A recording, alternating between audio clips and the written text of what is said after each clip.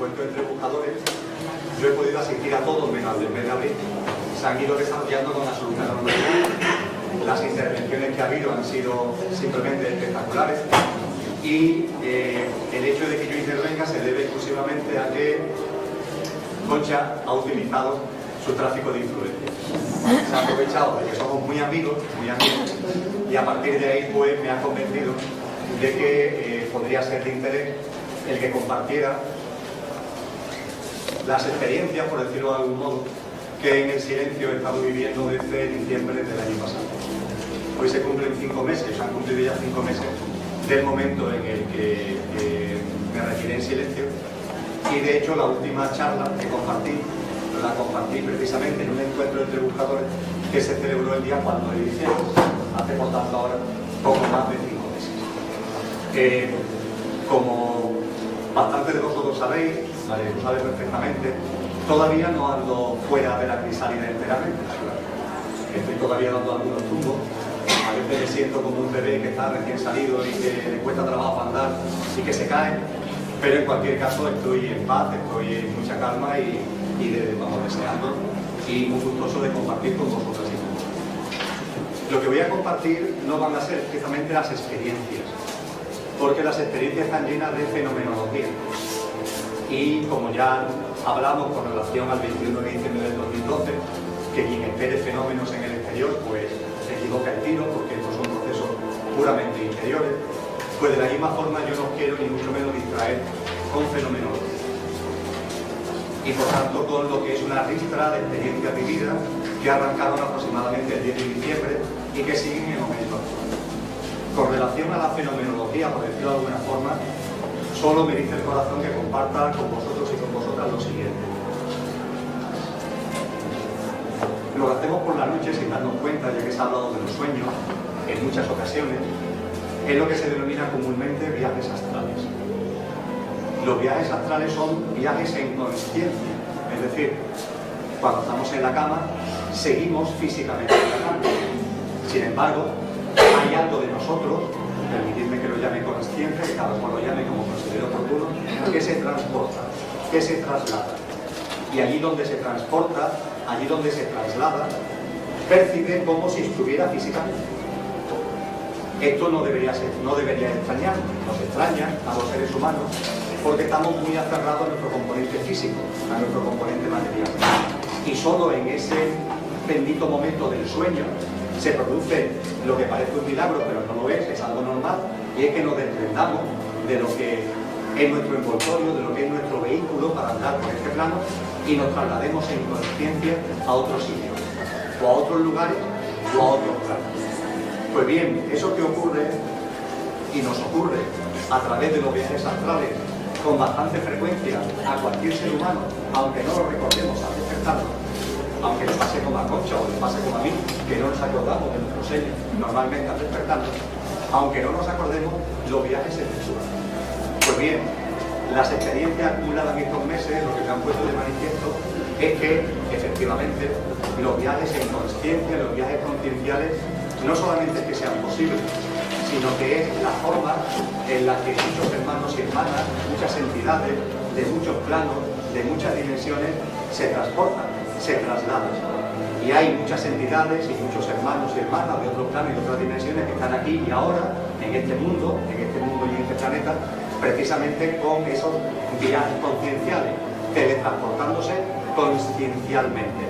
No necesitan vehículos, no necesitan platillos volantes, no necesitan de ningún artilugio salvo el hecho milagroso de salir del cuerpo que cada uno en su modalidad de vida tenga. Ellos suelen tener cuerpos más sutiles que el nuestro, que es más denso, pero da igual. Consiste en salir, en dejar a un lado, sabiendo que es un envoltorio, sabiendo que es un vehículo, ese cuerpo físico, y transportarse. También comparto con vosotras y con vosotros que la persona, porque existe físicamente, con la que he podido experimentar más directamente esto, es una persona de nombre Nahual, que vive en la zona boliviana del lago Titicaca, en una ciudad que ellos le llaman Huichimarca, y él es chamán de una etnia muy antigua, los Anacuigana. Y con ese chamán he aprendido mucho de lo que son estos viajes en conciencia. Y lo que he aprendido con él es que cuando empezamos a movernos en viajes en consciencia, aunque realmente nos podemos desplazar a donde nos dé la gana, a cualquier sitio del cosmos, a cualquier punto de la creación, cuando se empieza a viajar lo que se nos aconseja es que hagamos estaciones de tránsito. Es decir, pongo un ejemplo. Sé, porque lo hemos hablado en más de una ocasión, que varios de vosotros y de vosotras tenéis algún tipo de unión o os sentís ligados de alguna manera a las Pléyades. Pues bien, es perfectamente posible desde el plano humano trasladarse en consciencia al ámbito pleyadiano, a los mundos de las Pléyades, que son muchos. Es perfectamente posible. Ahora bien, siendo la primera vez que se hace, sería, entre comillas, absurdo plantearse que yo desde mi casa, sentándome en un sillón cómodamente, dejando mi cuerpo y teletransportándome en consciencia, aparezca en las Pléyades. No porque eso no sea posible, que lo es, sino porque no tenemos hábito. Y cuando no se tiene hábito, hay que adquirirlo a través de experiencias que nos lleven a pasar por estaciones de tránsito. Por ejemplo, es aconsejable que una estación de tránsito sea algún punto del planeta Tierra con el que os sintáis especialmente ligados. Por ejemplo, Nahual me comentaba a mí, Emilio, trasládate aquí, a Dinamarca con nosotros, y desde allí trasládate a donde tú quieras. Pero como primera estación de tránsito, vente aquí, a un punto del propio planeta. Y una vez que estás aquí, trasládate a donde tú consideres oportuno, pero también buscando estaciones de tránsito. Mi siguiente lugar de tránsito, por ejemplo, fue el Sol, fue donde me sentí llamado. Y así empecé una serie de viajes, donde lo de menos es el fenómeno. Lo de menos es con quién te encuentras, con quién habla, lo que ves. Quedaría para escribir una novela que parecería auténticamente de ciencia ficción. Pero eso es lo de menos. Lo más importante es lo que vas viendo, lo que vas interiorizando, lo que vas encontrando y la paz y la armonía que uno va localizando en esos mundos. La paz y la armonía que también es la nuestra, con independencia de que por distintas razones en la humanidad actual haya todas las tensiones que conocemos perfectamente. Con este tema de fondo lo que quiero compartir son fundamentalmente, por decirlo de algún modo, los mensajes. Por decirlo de algún modo. Y dicho esto, en el encuentro entre buscadores de marzo, a raíz de las intervenciones que allí hubo, tuve una intervención corta. No es como esta, que va a ser larga, porque no va a haber otra forma que comparta lo que quiero compartir en estos momentos. Tuve una intervención corta. Y en esa intervención corta manifesté de corazón lo que en ese momento todavía me llevaba a estar en silencio. Y era, dicho coloquialmente, las dudas. Las dudas acerca de si es conveniente o adecuado compartir. O si es más conveniente y adecuado vivir en silencio, recluirse en el interior y hacer el camino desde el propio proceso interior y punto. En ese sentido, quiero comenzar en sentido estricto lo que quiero compartir diciendo que no, mi propósito en absoluto es cambiar nada ni a nada. Si algo he aprendido en estos meses es la auténtica imbecilidad que supone ese deseo, esa idea de cambiar algo o de cambiar a algo. No hay que cambiar nada, no hay que cambiar a nadie. Y la razón es extremadamente sencilla. Toda la creación, todo el cosmos, todo el planeta Tierra, toda la humanidad, cada ser humano y nosotros mismos, aunque no nos percatemos, estamos en evolución. Una evolución que es velocísima, que se traslada, que se mueve a una velocidad inimaginable. Todo está en una enorme evolución. Y la evolución es tan rápida y tan veloz que la idea de cambio es simplemente una sola. La idea de cambio surge desde nuestro aferramiento a lo material, a lo físico, a lo egoico, cuando no percibimos la velocidad de la evolución. Todo evoluciona con una enorme rapidez, pero enorme. Y la actitud lógica y natural es simplemente, con calma, esperar que las cosas se vayan desenvolviendo. Y cuando hablo de las cosas también hablo de nuestra propia vida. En paz, en armonía, sabiendo que hay algo en el cosmos, que es el amor, que todo lo empuja a una enorme velocidad de evolución y que hace que todo vaya precisamente fluyendo, refluyendo y confluyendo en algo que es perfecto. Nosotros, sin embargo, no nos damos cuenta de eso. Para que me entendáis quizá con un ejemplo, nuestro sentido físico no se dan cuenta de que el planeta Tierra está permanentemente moviéndose a una enorme velocidad. No nos damos cuenta. pero sabemos por la ciencia que es así. Igualmente sabemos que el planeta Tierra está permanentemente girando en torno al Sol, a una enorme velocidad. Y sabemos que incluso el Sol y el sistema solar están permanentemente viajando a una enorme velocidad por la galaxia. Todo eso lo sabemos porque nos lo dice la ciencia, no porque lo sintamos. Nuestros sentidos físicos no se enteran. Pues bien, nuestros sentidos conscienciales, como lo hemos limitado a los corpóreos mentales, tampoco se dan cuenta de que todo está en una evolución que es enormemente rápida, que es enormemente veloz. No nos damos cuenta de ello, nos aferramos a nuestro componente egocéntrico, físico y material, y a partir de ahí nos inventamos algo que es una pura ficción, la idea del cambio. Y no solamente la idea del cambio, sino que las cosas tienen que ser como yo quiero que sean y cuando yo quiero que sean. Es como algo tan estúpido como si ahora, en el mes de mayo avanzado en Sevilla, pues lo que pretendemos es que mañana sea un día de invierno. O en un día de invierno nos ponemos junto a un naranjo de cualquiera de las calles de Sevilla a darle grito porque queremos que le brote el azar. Seguro que le va a brotar el azar, seguro. Porque nada es estático, porque todo está en evolución. Pero esa evolución no va al ritmo que nuestro ego marca, va al ritmo que la propia evolución establece. Y por tanto al naranjo seguro que le va a salir el azar, seguro, como así ha sucedido. Pero eso no va a pasar en diciembre. Eso va a pasar cuando la evolución en su ciclo sea el momento. Igualmente, y de la misma manera que no tengo ni se me pasa por la cabeza ninguna idea de cambio de nada ni de nadie, también os digo con franqueza que no tengo ninguna intención de ayudar a nadie. Ninguna intención de ayudar a nadie.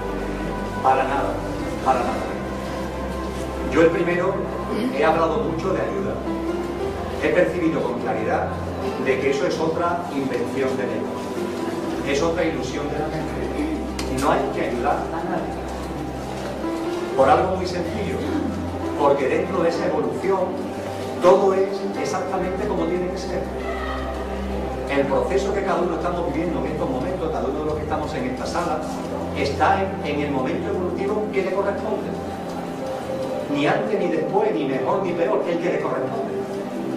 A partir de ahí, cuando ante algo que es simplemente perfecto, e incluso la palabra perfecto no lo abarca, cuando hablamos de perfecto es porque todavía estamos embarcados, yo el primero, en la dualidad.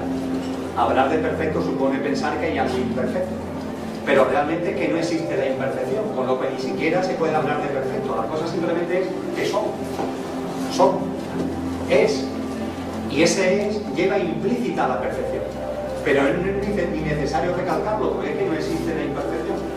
Todo es, acontece, y todo acontece en nuestro lenguaje que todavía utilizamos perfectamente, fluyendo, refluyendo y confluyendo en la perfección de cualquier cosa. Desde ese punto de vista, cuando a alguien se le pasa por la cabeza ayudar, lo que está haciendo es, desde la vanidad del ego, es interferir. Está interfiriendo el fluir y el refluir natural. Con lo que tenemos que quitarnos de la cabeza la idea de cambio, la necesidad del cambio, nos tenemos que quitar de la cabeza la necesidad de ayudar. Y entonces la gran pregunta que quedó abierta en el encuentro que tuvimos en marzo, que bueno, entonces ¿qué hacemos? ¿Qué hago? Esto se va a convertir en algo muy aburrido. Si no hay que cambiar nada, ni a mí mismo, ni a los que me rodean, ni las cosas, ni el mundo, y además no tengo que ayudar a nadie, ¿qué hago? La respuesta es tan sencilla como problemática para nuestra naturaleza egocéntrica, a la que todavía estamos muy aferrados. La respuesta es vivir. ¿Qué es lo que tenemos que hacer? Vivir. Vivir viviendo. Vivir viviendo. ¿Y qué significa vivir viviendo? Pues significa que en la medida de lo posible, digo en la medida de lo posible porque a todos nos cuesta trabajo, no hagamos programaciones mentales de nuestra vida. Hombre, todos tenemos una agenda, tenemos una serie de cosas que están marcadas en el calendario, pero en la medida de lo posible que eso sea lo más reducido. De modo y manera que la programación mental no nos llene la vida y que permitamos que la vida fluya. Y ante los hechos, los acontecimientos, las situaciones que la vida vaya poniendo por delante, actuamos. Pero no ante las cosas que yo mentalmente programo, sino ante las cosas que la vida me va poniendo por delante, que la providencia nos va poniendo por delante. Y ante esas cosas actuamos. ¿Y cómo actuamos? Lo hemos compartido muchas veces en estos encuentros, en frecuencia de amor. Es tan simple como, ante las 1000 cosas que nos suceden cotidianamente de instante en instante, estar en frecuencia de amor. Y que nuestra actitud ante esas cosas sea la del amor, sencillamente la del amor. Cuando se vive viviendo, se permite que la vida fluya y uno va atendiendo las cosas que la vida va poniendo por delante, sin ponerle color, sin decir, pues esto me gusta, esto no me gusta, esto es positivo, esto es negativo, esto es agradable, esto es desagradable. Olvidarnos de eso, aceptar maravillosamente, sin ponerle ningún tipo de apostilla, de apellido, las experiencias, los hechos que la vida nos va poniendo por delante y vivirlas en frecuencia de amor. Cuando esto se va desplegando, se consigue algo que es maravilloso y que en quien mejor he encontrado la expresión de su contenido es en la que en este plano hemos llamado la Madre Teresa de Calcuta. La Madre Teresa de Calcuta abordó el vivir viviendo como pocas dimensiones espirituales encarnadas en seres humanos la han abordado. Y la Madre Teresa de Calcuta habló incluso del vivir viviendo ligado a la santidad. Es más, llegó a decir algo que comparto desde el corazón en estos momentos. Vivir viviendo significa afrontar lo que la vida va poniendo por delante, sin cuestionarlo, sin ponerle apellidos de negativo o de positivo, y desde nuestros dones y talentos. Desde nuestros dones y talentos. Todos tenemos unos determinados dones y talentos. Todos. Y no hay dones y talentos importantes y dones y talentos secundarios. Son todos igualmente importantes. Hay personas que tienen una enorme capacidad, Juan Carlos, permíteme que te mire, para, con una enorme rapidez de reflejo, hacer que los demás brote la alegría y brote la risa. Tienen esa capacidad natural. Eso es un don. Hay personas que tienen el don natural, por ejemplo, de cantar. Hay personas que tienen dones naturales de otro tipo, de otra tipología. No me quiero cansar, todos lo sabemos. Las personas que hacen bricolaje, los que les salen magníficamente cualquier trapo de cocina, etcétera. Pues bien, ante los acontecimientos que la vida te va poniendo por delante sin ponerle calificativo, desde una frecuencia de amor, ejercita tus dones y talentos. ¿Por qué? Porque, como hablaremos a lo largo de la charla, y la Madre Teresa de Calcuta reflejó muy bien, como Dios es cada uno de nosotros, esa presencia de Dios en nosotros se manifiesta en todo, pero se manifiesta especialmente en nuestros dones y talentos. Especialmente en nuestros dones y talentos. De tal forma que ejercitar nuestros dones y talentos significa poner en acción la presencia de Dios en nosotros. Y eso es ser santo, o ser santa. Eso es la santidad. Desplegar en el día a día el Dios que hay en nosotros, que fluye naturalmente a través de nuestros dones y talentos, que además tienen la enorme ventaja de que nuestros dones y talentos no nos cuestan trabajo. Es un hacer no haciendo. Los dones y talentos que tenemos no nos cuestan trabajo ejercitarlos, nos salen de manera natural. La persona que sabe cantar y le gusta cantar, oye, canta disfrutando, no como un trabajo, no como una obligación, no como algo hacia lo que tiene que esforzarse. El ejercicio de nuestros dones y talentos. Y en mi introspección, lo que he sentido es que de los escasitos dones y talentos que tengo, de lo poquito que he encontrado, uno es la comunicación, que tengo capacidad de comunicación. Y como tengo capacidad de comunicación, oye, pues venga, a comunicar, a disfrutar comunicando. Y en el momento en el que Concha, la vida, me dice, Emilio, ¿por qué no hablas en el encuentro entre buscadores? Digo, pues venga, a ejercitar mi don y mi talento en el encuentro entre buscadores. Sin cuestionarme si el hablar en el encuentro entre buscadores es bueno o malo, si es adecuado o no es adecuado. Oye, la vida lo ha puesto por delante. No yo con mi programación mental, no he sido yo el que he pensado, voy a hablar con Concha cada vez. No, eso ha fluido. Y ante lo que la vida fluye, aceptación y desde el amor, ejercicio de nuestros dones y talentos. Por tanto, por eso estoy aquí en estos momentos. Y por eso disfruto y comparto desde el corazón lo que estoy compartiendo. la idea de cambio, la necesidad de cambiar y la idea de ayudar a los demás son ilusiones del ego. Es vanidad y solo vanidad. Vivir viviendo en frecuencia de amor, aceptando lo que la vida nos vaya poniendo por delante y ejercitando nuestros dones y talentos en la medida de lo posible. Desde ese punto de vista, en la introspección de estos meses, sigo sintiendo algo que creo que es lo más importante que debo compartir esta tarde. La importancia, la significación de que en el momento presente de la humanidad, en el momento evolutivo de la humanidad, hablemos y compartamos sobre todo de una cosa, que es el núcleo duro de todas las cosas de las que venimos hablando. Hemos hablado en los encuentros, hemos hablado en el Círculo Sierpe durante los últimos años de expansión de la conciencia, de salto dimensional, de ascensión, etcétera, etcétera, etcétera. Pues bien, todas esas cosas giran en torno a un mismo núcleo, a un meollo. Y ese meollo es Dios. Dios. Que por supuesto, cada uno lo llame como le dé la gana. Que cada uno le dé el nombre que considere oportuno. Porque como no tiene nombre, le podemos poner el nombre que nos dé la gana. Pero para entendernos coloquialmente, permitidme que durante la charla yo lo llame Dios. Dios es el meollo de todo lo que venimos hablando y compartiendo desde hace mucho tiempo. Dios es el meollo de todo. Y voy a hablar de Dios, desde la introspección y desde las experiencias acumuladas en estos meses. Y voy a hablar de Dios poniendo por delante lo siguiente: no soy creyente. Y además, no siento que Dios existe. Lo que es un serio hándicap, que digo, para hablar de Dios. No soy creyente y Dios no existe. Por lo menos, eso es lo que me indica el corazón. Sin embargo, acabo de decir que quiero compartir acerca de Dios. Si tuviéramos aquí el diccionario de la lengua española, podríamos acudir al verbo creer, a lo que significa el verbo creer, de donde viene creyente, y al verbo existir, de donde viene eso de que Dios existe. Con relación al verbo creer, nos encontramos que la Academia de la Lengua dice que creer consiste en tener por cierto aquello que el entendimiento no puede alcanzar. E igualmente, dar firme ascenso, es decir, dar también por cierto las verdades reveladas por Dios.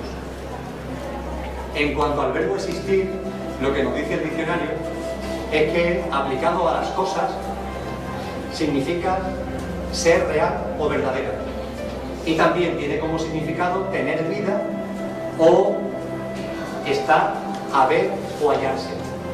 Estos son los significados de creer y de existir. Desde el corazón, creo que ni el verbo creer ni el verbo existir le son de aplicación a Dios. Porque aplicarle el verbo creer a Dios significa pensar que nuestro entendimiento no puede alcanzarlo. Y el entendimiento humano puede alcanzar a Dios. Porque Dios es intrínsecamente nosotros mismos. Con lo que es simplemente imposible que no podamos entender aquello que es precisamente nosotros. Dios es cada uno de nosotros. Y nuestro entendimiento, no la racionalidad, el corazón, nuestra sensibilidad y otros muchos dones y talentos que tenemos, permiten el entendimiento de Dios. Y por otra parte, no es posible que haya una revelación de verdades de Dios hacia nosotros. Porque hablar de una revelación significa que Dios está allí y yo estoy aquí. Y eso no es así. Porque no hay separación, no hay ruptura, no hay desunión. Por tanto, el verbo creer y la expresión creyente no le es de aplicación a la vida. Y en cuanto al verbo existir, idem de idem. Dios no es una cosa. Dios no, entre comillas, no tiene, entre comillas, vida. Y Dios no se halla ni está en ninguna parte, tampoco el célebre cielo. Sino que siendo todo, está en todo. Con lo que el verbo existir tampoco le es de aplicación a la vida. Por tanto, repito, ni soy creyente, ni siento en mi corazón que Dios exista. Sencillamente porque entiendo que ni el verbo creer ni el verbo existir le son de aplicación a Dios. Lo que no quita que efectivamente en el mundo actual haya muchísima gente que se declara creyente o muchísima gente que se declara no creyente. Fijaros, da igual. El creyente y el no creyente, aunque aparentemente son cosas muy distintas, parten de una misma base: la idea de un Dios exterior, en el que creo o en el que no creo. Ah, sí, pues yo sí creo que Dios está ahí, no sé qué, no sé cuánto, que es algo o alguien que está ahí. Ah, no, pues yo no creo en eso. Creer o no creer en un Dios exterior. Y Dios no es exterior. No es exterior.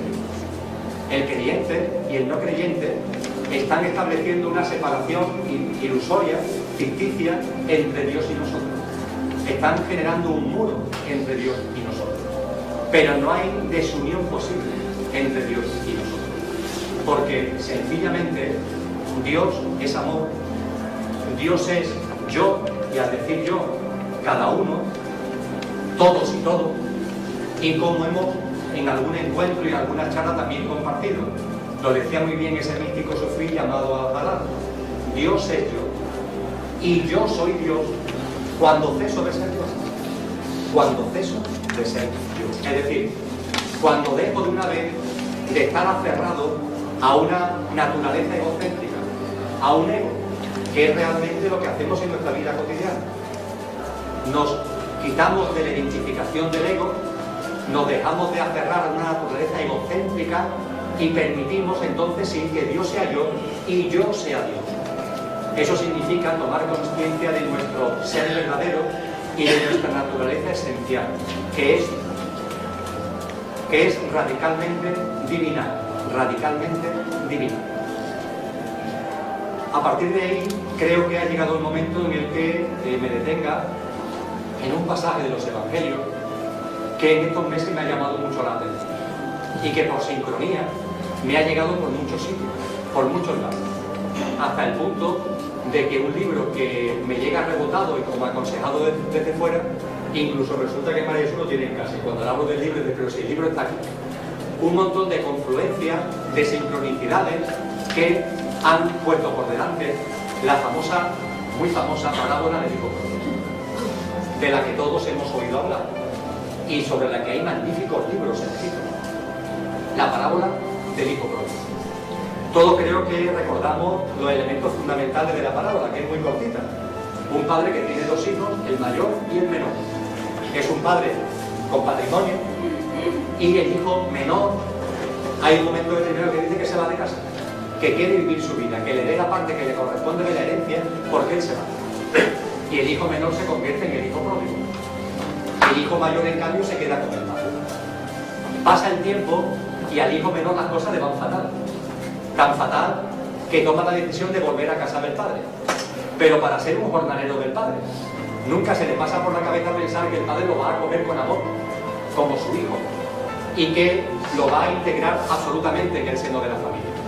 El hijo pródigo vuelve para ser el último de la fila y el padre, nada más que lo ve venir, sale a abrazarlo y lo recoge y le da el primer lugar de la casa, en la misma posición que el hermano mayor. Ante esto, ¿cómo reacciona el hermano mayor? Pues no le gusta. El hermano mayor, que ha estado con el padre, le echa en cara al padre: bueno, y tú haces tanto festejo por el que se fue y ahora vuelve, y yo que me he quedado aquí contigo, nunca me ha hecho ningún tipo de fiesta. En fin, se pone celosillo, hablando coloquialmente. Y el padre le invita a entrar en el festín que ha preparado para el hermano menor. Y ahí queda la parábola, porque la parábola además es dura en cuanto que nos deja en suspenso. No tiene final, esa película no tiene final, porque nunca se sabe si el hijo mayor llega a entrar o no en el festín del hermano menor. Lo deja abierto, lo deja como dura.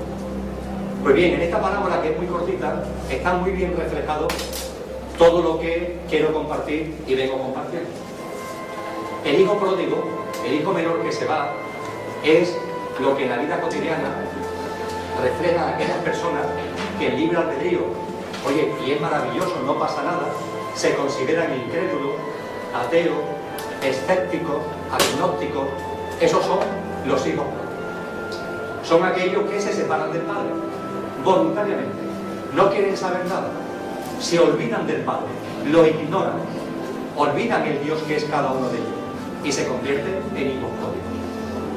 El hijo mayor refleja al creyente, es decir, a la persona que sí cree en Dios y que cree además que vive al lado de Él.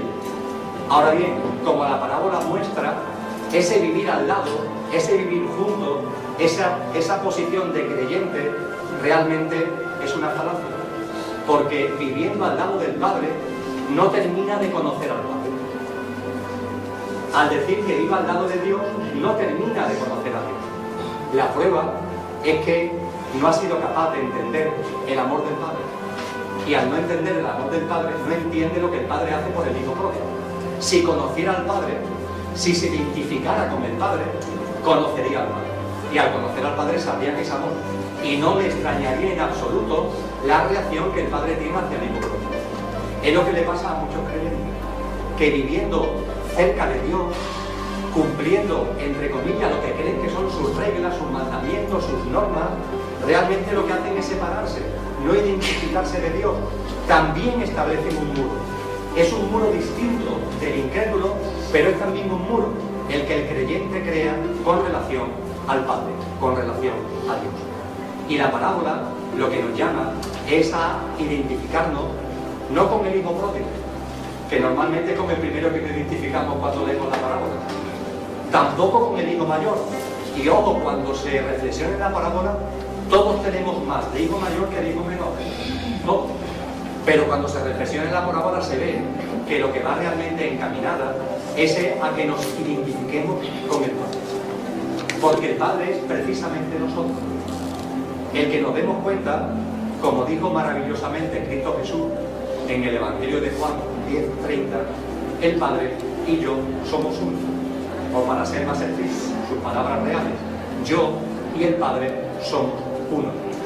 Pero eso que dice Cristo Jesús lo podemos y debemos decir todos los seres humanos, porque todos podemos decir también yo y el Padre somos uno.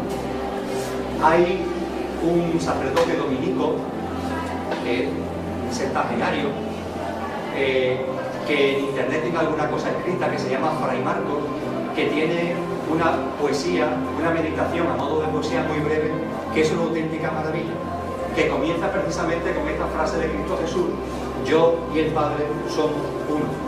Y dice él a continuación, dice, tú también, y yo, y tú. Lo que pasa es que no te has dado cuenta.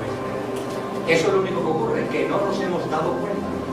Es un problema de toma de conciencia, que no nos terminamos de dar cuenta. Y al no darnos cuenta, no nos identificamos con lo que realmente somos. Y al no darnos cuenta, no percibimos nuestro verdadero ser y nuestra naturaleza esencial, que es divina. Cuando uno se identifica con lo que es decir, cuando uno se identifica con el Padre, al Padre se le puede ver el rostro de Dios. Hombre, quizá el verbo ver no es el más adecuado.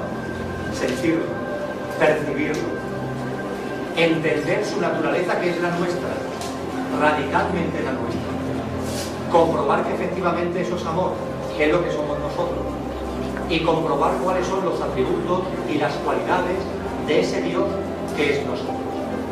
Y ese Dios que es nosotros, su naturaleza, es muy fácil de describir, muy sencillo de describir, sobre todo si antes le hemos dado un repasito a lo que los libros de Edgar Toll denominan la práctica de la hora. En la práctica de la hora, en el análisis del momento presente, Edgar Toll y otros autores nos llaman a diferenciar entre la dimensión superficial del momento presente y la dimensión subyacente del momento presente. ¿Qué es cada una de las cosas de estas dos dimensiones y en qué se diferencian? Muchos lo sabéis, me limito a recordarlo. La dimensión superficial del momento presente es lo que está ocurriendo aquí ahora. De instante en instante, esto está cambiando.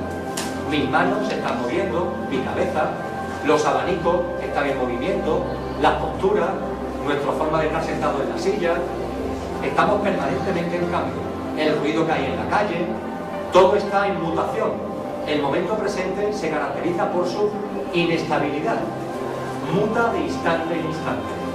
Pero esa es la dimensión superficial del momento presente. El momento presente tiene una dimensión subyacente. La dimensión subyacente es aquello que no muta, aquello que es inalterable. ¿Qué es aquello que es inalterable? Pues aquello que cuando hemos entrado en esta sala y cuando salgamos de ella no habrá mutado en absoluto. Habrá permanecido exactamente igual. ¿Qué es eso? Pues el maravilloso hecho de que vivimos, de que somos. Vivimos y somos cuando entramos en la sala y cuando en un par de horas salgamos, seguiremos viviendo y siendo. En la dimensión superficial del momento presente habrán cambiado multitud de cosas, pero algo no habrá mutado. Que aquí estoy, que soy, que somos, que vivimos. Esa es la dimensión subyacente. Esa dimensión del subyacente y superficial del momento presente es aplicable a nuestra vida. Nuestra forma física, nuestra corporidad, nuestros sentidos corpóreos mentales, las cosas que acontecen en el día a día, esa es la dimensión superficial de nuestra vida. Pero nuestra vida tiene una dimensión subyacente, que es precisamente aquella que va a seguir incluso cuando nuestro cuerpo físico deje de vivir. Cuando nuestro cuerpo físico deje de tener funcionalidad, la dimensión superficial mutará. Tan mutará que haremos el tránsito a otro plano. Pero algo no mutará, y es que nosotros seguiremos siendo yo, lo que realmente somos, nuestro ser verdadero, transitando a otro plano. Por tanto, en el ser humano también se da esa dimensión superficial y esa dimensión subyacente. Y todo, y el ser humano, somos una manifestación evidente y patente de la divinidad. Y la divinidad, que siendo yo es todo y todos, también, dicho en nuestro lenguaje de tercera dimensión, también tiene una dimensión superficial y una dimensión subyacente. También. La naturaleza de Dios, que es la nuestra, tiene una dimensión superficial y una dimensión subyacente. ¿Cuál es la dimensión subyacente de la divinidad? Pues algo que a Concha le gusta compartir mucho, porque ella lo siente en su corazón. Ha percibido ese atributo de la dimensión subyacente de la divinidad. El no ser, el vacío, la nada, la transparencia. Es decir, atributos que no son pensables, que no son racionales, que la mente no puede encasillar, que no puede etiquetar. Ese no ser, no nombre, vacío, nada, una nada que es todo, un vacío que es plenitud, pero que es vacío, transparencia completa, está en la dimensión subyacente de la divinidad. En la dimensión subyacente de la divinidad está la omnipotencia. Pero la omnipotencia no es el poder, ni el tener, ni el conseguir cuanto se quiere. La omnipotencia del no ser es la omnipotencia derivada de no necesitar nada, de no querer nada. Hay mayor poder que eso. No necesitar nada, no querer nada, no desear nada. Así es como realmente se tiene todo, no necesitando absolutamente nada. La omnipotencia, la inabarcabilidad, no es que sea infinito, el vacío es inabarcable. La instantaneidad, no es que esté fuera del tiempo y del espacio, es que todo en esa dimensión subyacente es instantáneo. Y la dimensión subyacente es quietud. Una quietud que es mucho más que la paz. Es la quietud completa, la quietud plena, la armonía en su máxima expresión. Es la simplicidad. Es en definitiva lo real, lo increado. Esa es la dimensión subyacente de Dios, que como es cada uno de nosotros, también es la nuestra, también es la nuestra. Eso sí, además de la dimensión subyacente, Dios tiene una dimensión superficial. Hay corrientes espirituales que a la dimensión subyacente lo llaman lo inmanifestado, lo invisible, y a la dimensión superficial lo llaman lo manifestado. ¿Y lo manifestado qué es? Pues todo aquello que le podemos poner nombre o podemos nombrar. Todo lo que nuestros sentidos físicos pueden percibir, todo lo que nuestra mente puede ver o puede intuir, todo ese cosmos, toda esa creación, todo eso es el mundo y el ámbito de lo manifestado, que también es Dios y es su dimensión superficial. Ahí está lo creado, porque la dimensión subyacente es lo increado. Ahí está lo infinito, porque la dimensión subyacente es inabarcable. Ahí está el ser en la dimensión superficial, porque en la dimensión subyacente está el no ser. Aquí está la eternidad en la dimensión superficial, porque en la dimensión subyacente no es que esté la eternidad, está la instantaneidad. Si en la dimensión subyacente está la simplicidad, en la dimensión superficial está la diversidad. La diversidad dentro de la unidad, pero es una diversidad aparente, en esa mutación constante en la que está la dimensión superficial. Todo eso constituye la dimensión superficial del Dios que es cada uno de nosotros. Y esto lo comparto no para aburriros, ni para dar una charla de teología, sino porque tiene unas enormes repercusiones en nuestra vida cotidiana. Enormes, porque es lo que somos.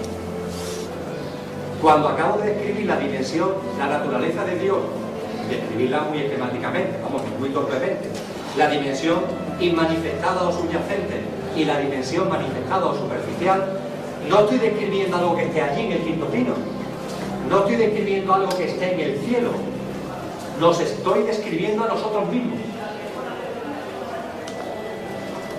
¿Cómo podemos percibir esto? ¿Cómo podemos sentir de que esto va de nosotros y con nosotros? La última charla que compartí en este mismo sitio, en los encuentros entre buscadores, hablamos de 7 prácticas. La práctica de vida sencilla, la práctica de la libertad sin miedo, la práctica del silencio, etc. La práctica del aquí y ahora, la práctica de la meditación. En total fueron 7. Que nuestro amigo Armando, que anda por aquí, ha hecho una preciosa película documental montando escenas de la película con esas 7 prácticas y que está disponible en internet. Pues bien, lo que comparto en estos momentos es lo siguiente.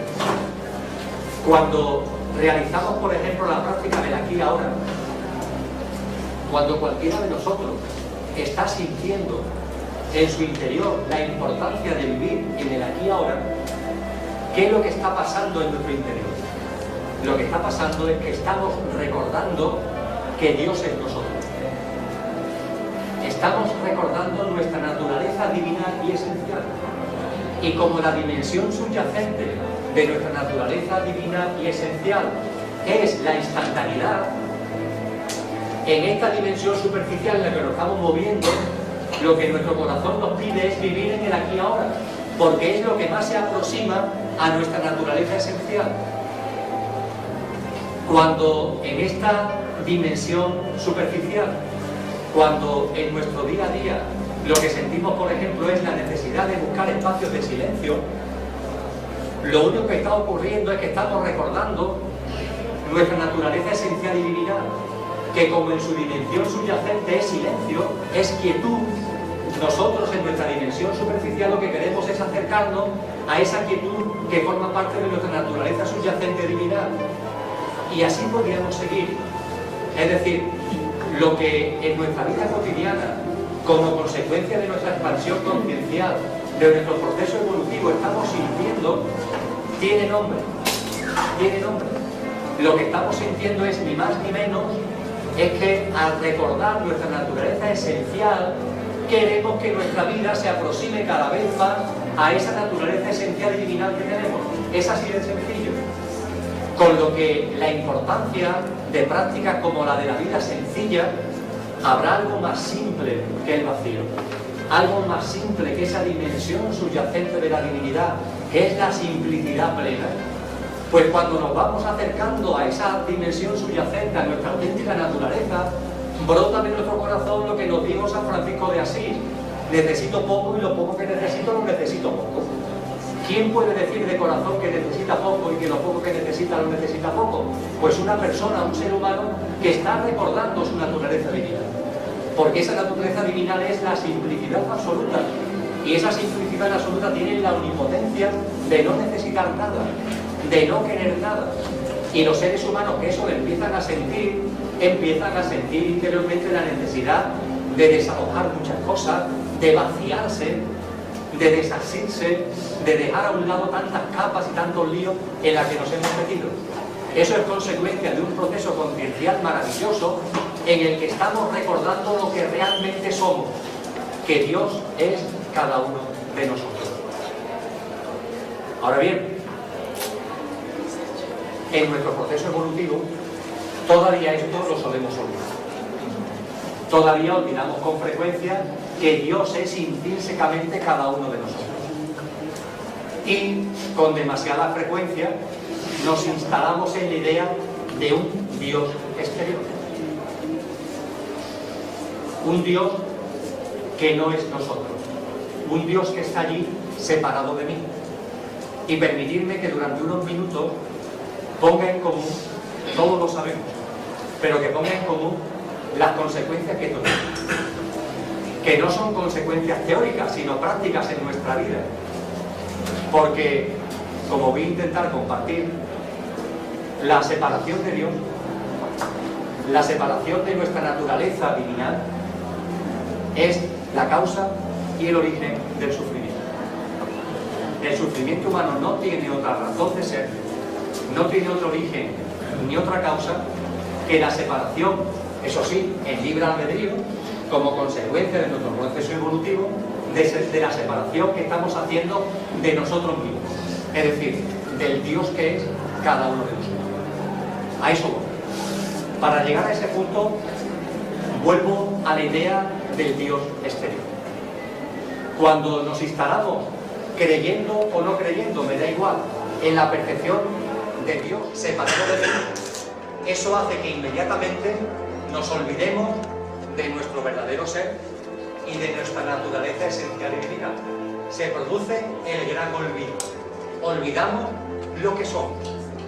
Y unido a ello, al olvidar lo que somos, olvidamos igualmente y no percibimos la felicidad que es nuestro estado natural.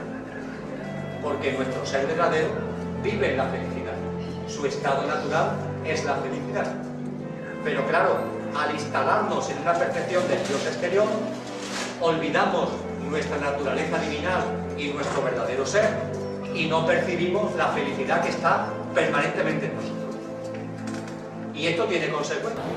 La primera, como hemos olvidado lo que somos, nos identificamos con lo que no somos.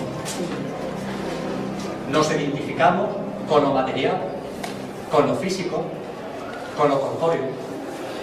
Nos identificamos con el cuerpo físico, nos identificamos con nuestros sentidos corpóreo-mentales, con nuestros pensamientos, con nuestras emociones, y con un ego y con una naturaleza egocéntrica que van íntimamente asociados a todo lo anterior, a ese físico y a eso material. Nos identificamos radicalmente con ese ego y con esa naturaleza egocéntrica.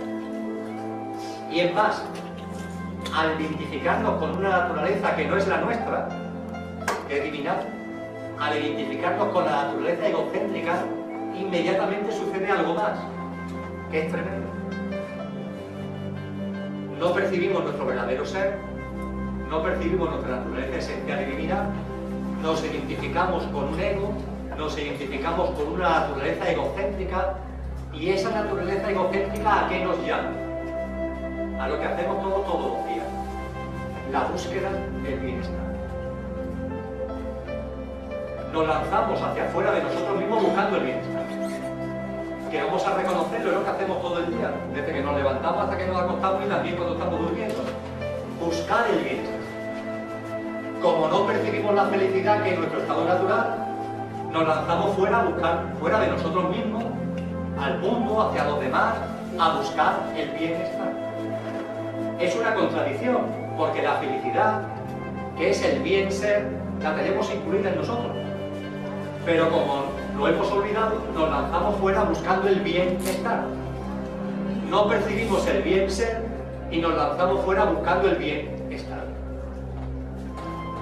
Y al lanzarnos fuera a buscar el bienestar, se produce el sufrimiento. El sufrimiento es la consecuencia de una idea del Dios exterior que nos lleva a apartarnos de lo que realmente somos, a buscar el bienestar en el exterior. Fijaros, Dios exterior, búsqueda exterior del bienestar, y eso es lo que nos lleva al sufrimiento. ¿Por qué la búsqueda del bienestar lleva al sufrimiento? Podéis pensar que yo le está poniendo muy trágico, hombre. Buscar el bienestar tampoco es tan grave. Parece normal, hombre, que busquemos estar a gustito.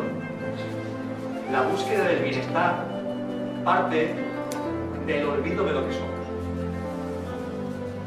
Cuando captamos y percibimos lo que somos, se deja de buscar el bienestar. Porque no se necesita para nada. Porque se percibe la felicidad y el bien ser que intrínsecamente somos. Y al percibir eso, el bienestar es un pobrísimo sucedáneo de esa felicidad. Pero pobrísimo. Y ese bienestar no lo deseamos para nada. El bienestar, además, es una especie de trampa. Y si tengo tiempo, ya estamos entrando en la parte final, me gustaría compartir esa trampa a través de una imagen. Una imagen que yo creo que todos tenemos en la cabeza y que fue diseñada hace mucho tiempo, mucho tiempo, para que los seres humanos no olvidemos lo que ahora vamos a compartir aquí. Pero sin embargo lo hemos olvidado. Esa imagen es toda una alegoría. Esa imagen es la imagen de la diosa justicia. Yo creo que todos tenemos la imagen de la justicia más o menos en la cabeza, o la recuerdo. La diosa justicia que tenemos en la cabeza viene del mundo romano, que a su vez proviene del mundo griego, que a su vez viene del mundo egipcio y que hunde sus raíces en culturas muy antiguas. La justicia, tal como ha llegado a nuestros días, esa imagen que hunde sus raíces en la noche de los tiempos, es una mujer, normalmente vestida con una túnica larga y amplia, que sostiene una balanza con su mano izquierda. Una balanza con sus dos platillos en su mano izquierda. Esta balanza es el signo más representativo actualmente de la justicia. Y en su mano derecha tiene una espada. Y la espada la tiene hacia abajo. La tiene caída hacia abajo. No la tiene blandida hacia arriba, la tiene hacia abajo. Y además hay un tercer signo distintivo. Además de la balanza y además de la espada, hay un tercer signo distintivo. Esa señora tiene una venda en los ojos. Tiene los ojos vendados.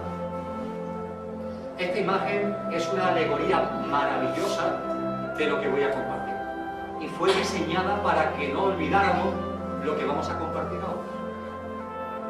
El ser humano se ha instalado en la experiencia dual.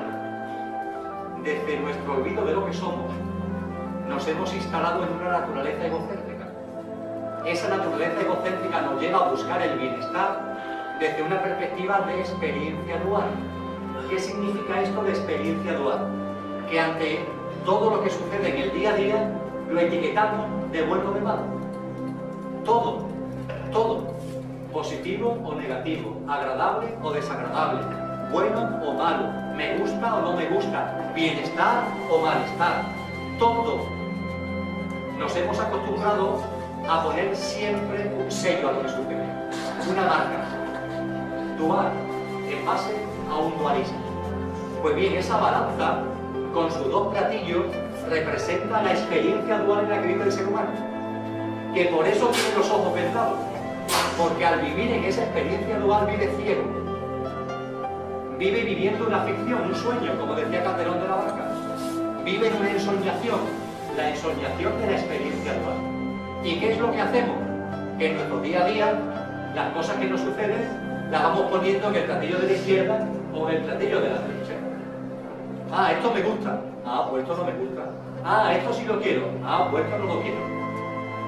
Bienestar y malestar. Malestar y bienestar. Uno de esos platillos sería el platillo donde están los dolores, la tristeza, las penas, las frustraciones, las ofuscaciones, todas esas cosas que también conocemos los seres humanos. Eso lo pondríamos en un platillo. Y en el otro platillo, ¿qué es lo que colocamos? Las alegrías, los buenos ratos, el placer, las cosas agradables, etcétera, etcétera, etcétera. Eso iría en el otro platillo. Y pensamos que un platillo y el otro son muy distintos. ¿Cómo no va a ser distinto si uno es el platillo de la tristeza y otro es el platillo de la alegría? ¿Cómo no va a ser distinto si uno es el platillo del malestar y otro es el platillo del bienestar? Pues bien, lo real es que ambos platillos son lo mismo. Lo real no lo vemos porque tenemos los ojos vendados, metidos en la experiencia dual. Lo real es que ambos platillos, aparentemente tan diferentes, son lo mismo, porque se basan en un mismo hecho, en el olvido de lo que realmente somos. Fijaros, cuando hemos olvidado lo que somos y nos lanzamos al mundo a buscar el bienestar, puede ser que ese bienestar no lo consigamos. No conseguimos lo que pretendemos. Cuando no conseguimos lo que pretendemos, nos frustramos, nos ofuscamos, sentimos dolor, sentimos tristeza. Es decir, sufrimiento. Al buscar el bienestar, si no logramos lo que buscamos, sentimos malestar, sentimos sufrimiento. Esto parece claro. Pero ¿y cuando nos lanzamos a buscar el bienestar y lo conseguimos? Diré, oye, pues maravilloso, ¿no? Si quiero conseguir algo, buscando mi satisfacción y lo logro, esto es genial. ¿Cómo que esto, Emilio, qué pero le puede poner a esto? Pues sí, le pongo todos los peros. Primero, porque en este mundo rige un principio hermético que es el principio de la polaridad o la polarización. De tal forma que cuando no se vive en equilibrio, cuando el platillo, cuando el péndulo se mueve hacia la izquierda o hacia la derecha, si se mueve hacia la derecha, siempre después va a moverse hacia la izquierda. Y si se va hacia la izquierda, siempre después se va a mover hacia la derecha. Eso significa que si buscando el bienestar lo logramos, al mover el péndulo hacia el lado del bienestar, inevitablemente, esa experiencia que calificamos de bienestar no es sino la antesala de que el péndulo va a hacer así, clac, y va a darnos en la cabeza con una experiencia de malestar. Inevitablemente. Pero esto no es lo más trascendente. Lo más trascendente es que cuando buscamos el bienestar y lo logramos, esa experiencia nos afianza en lo que no somos. Nos afianza en nuestra naturaleza egocéntrica. El hijo pródigo vuelve a casa del padre porque las cosas le van mal.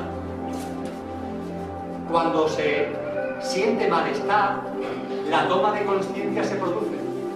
Sin embargo, cuando se está, como le pasa al hijo mayor, viviendo bien, disfrutando del bienestar, no se tiene aparentemente la experiencia del malestar y al no tener esa experiencia no se expande la conciencia. Y nos afianzamos en una idea de nosotros mismos que es errónea. Nos afianzamos en lo que no somos. Creemos ficticiamente que buscando el bienestar se puede alcanzar.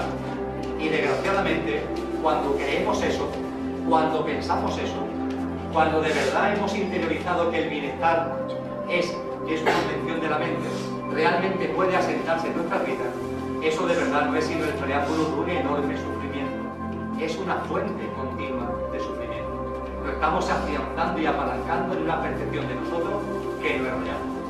De modo y manera que el bienestar cuando se consigue, el bienestar cuando no se consigue, origina malestar.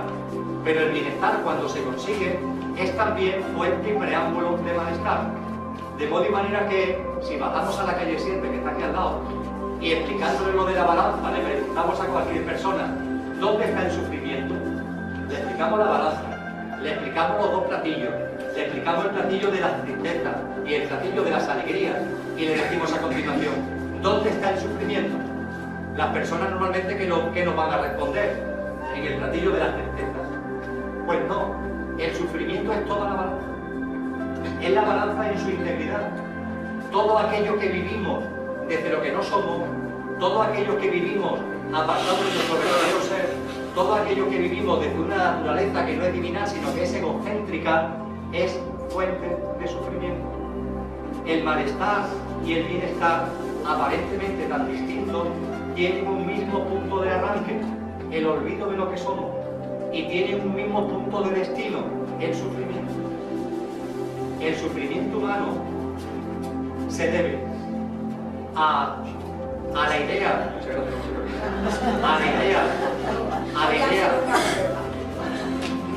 el sufrimiento humano se debe a la idea de un Dios exterior y a la búsqueda de vida. Lo vuelvo a decir, pero me lo difícil. La idea de un Dios exterior y la búsqueda del bienestar son el origen y la causa del sufrimiento. Cuando esto se percibe, la venda se quita, la venda desaparece. Pero claro, para percibir esto, la espada que está caída, la espada simboliza la razón. Y esto no se puede percibir desde la razón. Esto no se puede percibir desde la intelectualidad. Esto hay que percibirlo desde el corazón. No por casualidad, la balanza está al lado del corazón. Hay que percibirlo desde el corazón. Y para eso la espada de la razón tiene que estar bajada. Nos tenemos que rendir. Tenemos que aceptar. Tenemos que dejar al ego a un lado. Y cuando eso se produce, cuando bajamos la razón, cuando nos olvidamos de la racionalidad y nos centramos en el corazón, y entendemos y vemos que la experiencia dual es una ficción de la mente y del ego, y que las experiencias no son ni buenas ni malas, que la vida no se puede catalogar, que lo que tenemos que hacer es permitir que la vida fluya, influir en la vida, ejercitando nuestros dones y talentos desde el amor en esa vida que está fluyendo. En ese momento la venda se cae y entonces se produce nuestra transfiguración. La evolución llega a un punto culminante y la estatua de la justicia se convierte en otra cosa. A ver si os suena en qué se convierte. Voy dando algunas pistas. La balanza de la experiencia dual, ya nos hemos salido de la experiencia dual. Nos hemos quitado la venda de los ojos y nos hemos salido de la experiencia dual. Y esta balanza se convierte en la sabiduría sobre lo real. No la ficción de la dualidad, sino la sabiduría de lo real. Ancestralmente, ¿cómo se ha representado la sabiduría? Con un libro. Con un libro. Desde Moisés, que bajó del monte con un libro, a el símbolo de la sabiduría, que es un libro. La balanza se sustituye por un libro. Y cuando la razón la hemos blandido, ya no tenemos la venda en los ojos, y la razón la hemos mandado al suelo, y se actúa desde el corazón, lo que sale de nosotros es luz. Y esa luz la alzamos como si fuera una enorme antorcha, como si fuera una enorme luz arriba, una enorme antorcha.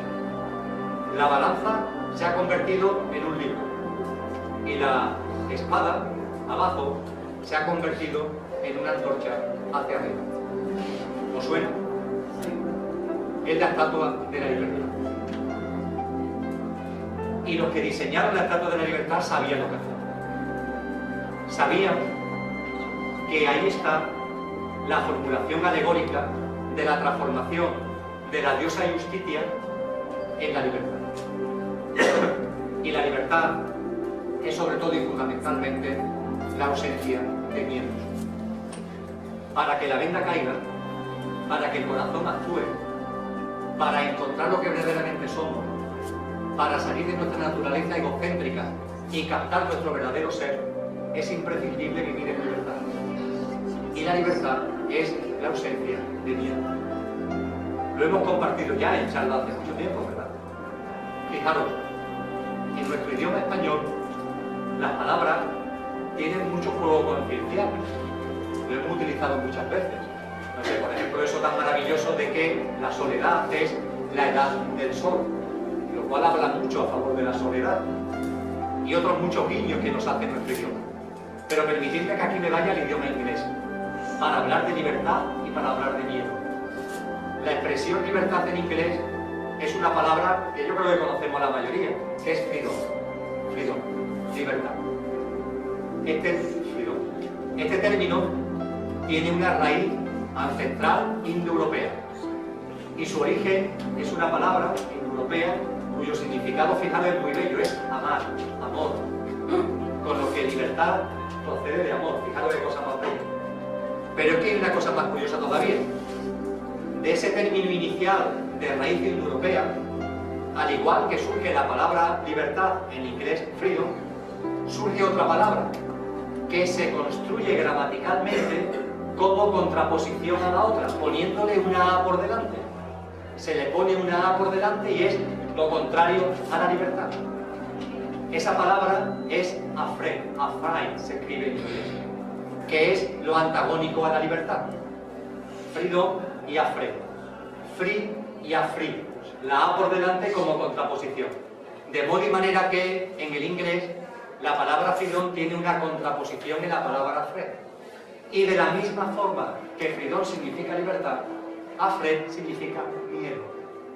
Porque precisamente el miedo es lo antagónico a la libertad. Y la libertad es la ausencia completa de miedo.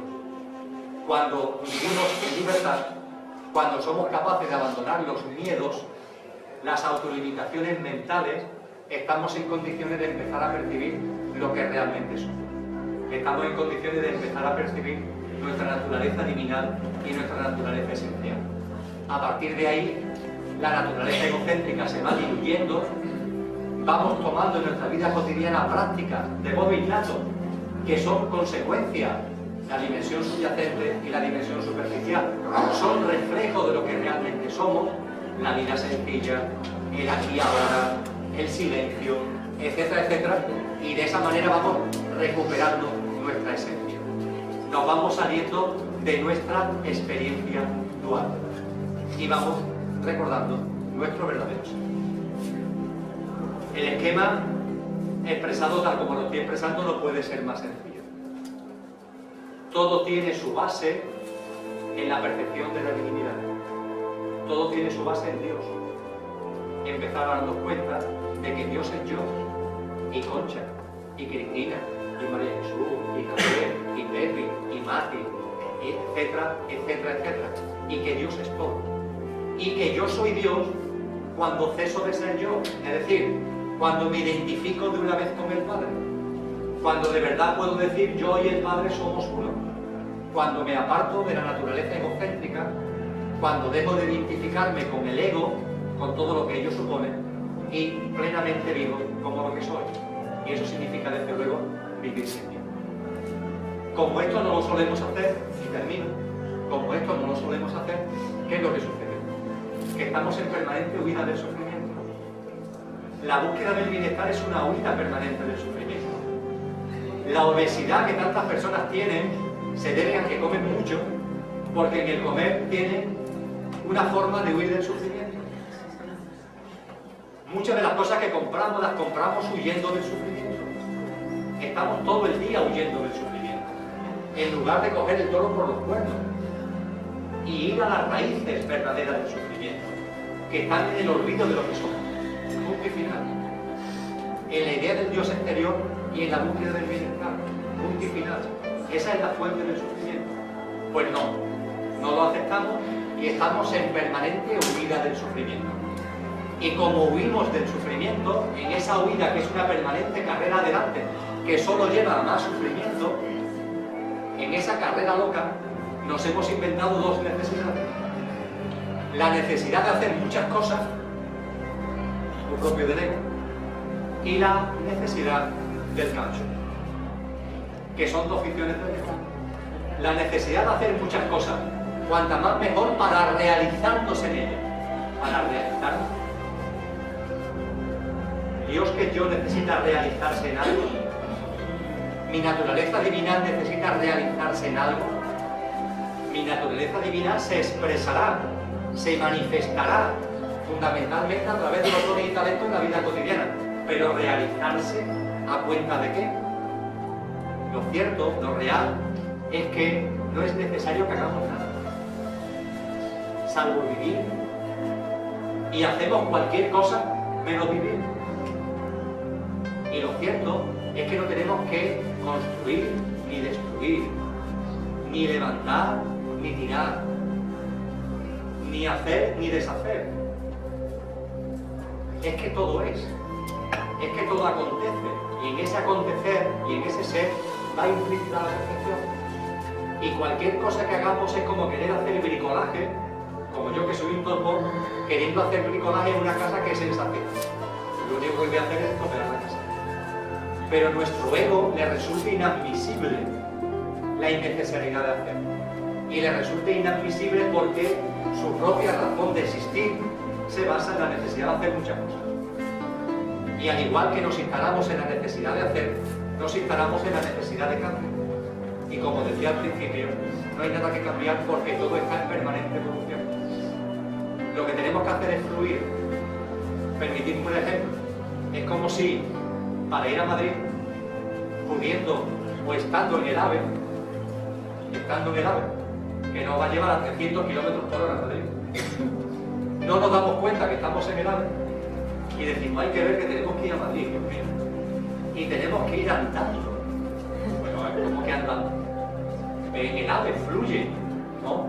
No percibimos la facilidad, la simplicidad del fluir y nos empeñamos en ir andando. La idea de cambio es algo parecido. No fluimos en la evolución y al no fluir en la evolución nos inventamos una idea de cambio que es algo tan estúpido como pudiendo ir a Madrid en el AVE, ir andando. Y eso sí, después nos quejamos mucho, ¿eh? Hay que ver 500 kilómetros. Cuesta arriba, cuesta abajo, un día, otro día, fatiga, me duelen los pies, sudores. Pero vamos a ver, es porque en tu libre albedrío te da la gana de ir así. Es una invención de tu libre albedrío. Porque si te dejas fluir, eso no es necesario. Fluye en el AVE, fluye en la vida y permite que la evolución de la vida te lleve, que la brisa del amor te lleve. Permítelo y vive en libertad. Esto es lo que fundamentalmente quería compartir de la forma que Concha me ha pedido, la manera más breve posible. Estoy convencido que a lo largo de los próximos meses, de los próximos años, si la providencia así lo estima, tendremos ocasión de seguir pasando. Muchas gracias. Así que tenéis la palabra.